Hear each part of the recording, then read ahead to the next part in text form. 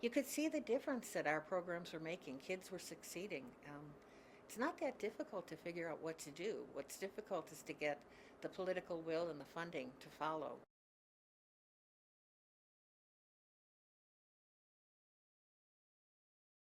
I'm Katie McGovern, and my official title is Corresponding and Recording Secretary.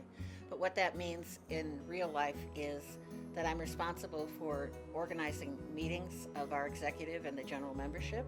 I also am responsible for getting the table officers together once a week and keep track of where we are in terms of duties and responsibilities and projects that are ongoing. In addition to that, I also do some political work. I work with an organization called Campaign for Public Education, and that's the group that says give students what they need to succeed. And I was one of the founding members, and I've been working with them ever since, so that's been a pretty long-term commitment. There were two things actually that I remember being really key to what I was doing, and one of them was um, the death of Martin Luther King in Wisconsin at that time, going to a small Catholic college. And when he died, it was so upsetting, and a number of us went to Milwaukee for a march.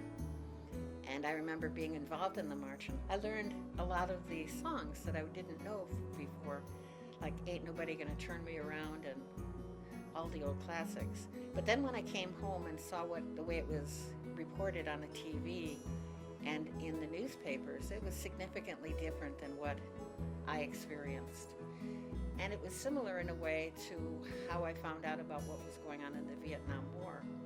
I was reading about it in the Chicago Tribune, which is a very right-wing newspaper, and seeing it on television, and I couldn't make heads or tails. It just made no sense to me.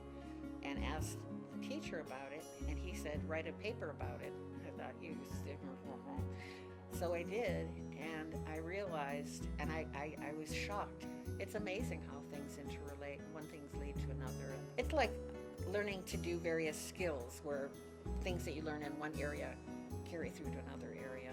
But also when you're learning about what's going on in the world. When you get your feet wet and you start to say, wait a minute, there's two whole different sets of what's going on here, what's really going on, and how do you know who to believe, and how do you figure out what's really going on? Those were the things that really, I think, got me with my eyes wide open. Good Lord, there's so much that can be done. I mean, I think that the easiest thing to do is figure out what's bothering you the most and then try to figure out how to change it.